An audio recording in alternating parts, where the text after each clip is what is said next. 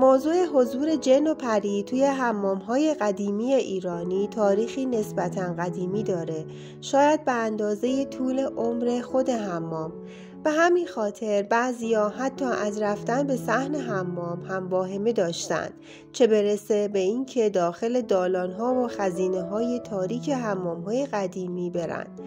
جالبترین حکایت در مورد افرادی که از حمام رفتن میترسیدن برمیگرده به مظفرالدین شاه قاجار که هر وقت هوس حمام به سرش میزد، امیر بهادر جنگ وزیر دربار رو به حمام میفرستاد تا اجنه رو از اونجا دور کنه. دوستان عزیزم، با من تا آخر ویدیو همراه باشید تا داستان ترس و وحشت خنده‌دار مظفرالدین شاه در موقع حمام رفتن رو برای شما تعریف کنم. البته قبل از اون تا یادتون نرفته حتما ویدیو رو لایک کنید. ممنونم.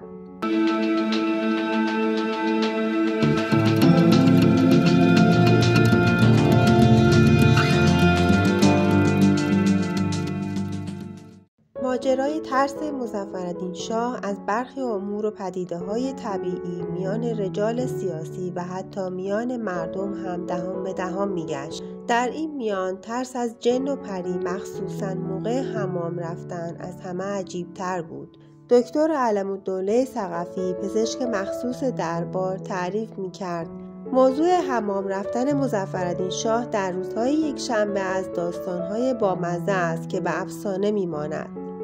شاه از جن می‌ترسید و امیر بهادر قبل از اینکه شاه وارد حمام شود با شمشیر برهنه برای کشتن اجانین به حمام می‌رفت و با جن‌ها به نبرد می‌پرداخت.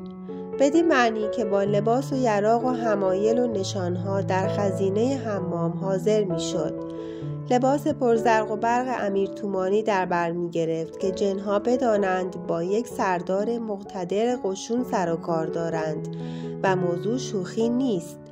گاهی که دچار توهم می شد لباس از تن در آورده لخت می شد و لنگ قرمز بسته با همان شمشیر به خزینه آب گرم می جست و شروع به وارد کردن ضرباتی از چپ و راست به اجنه می کرد. ولی در غیر این گونه موارد از همان کنار خزینه آب داغ روی خزینه خم می شد. به دقت خزینه را از نظر می گذراند و چندین ضربه به اجنه خیالی شناور در آب وارد می ساخت.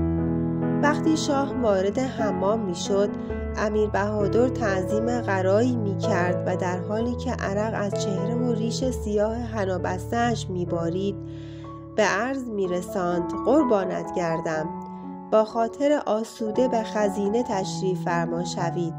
با زحمات زیاد بعضی از اجنه را کشتم و بعضی فرار کردند و اجالتا خزینه امن و امان است.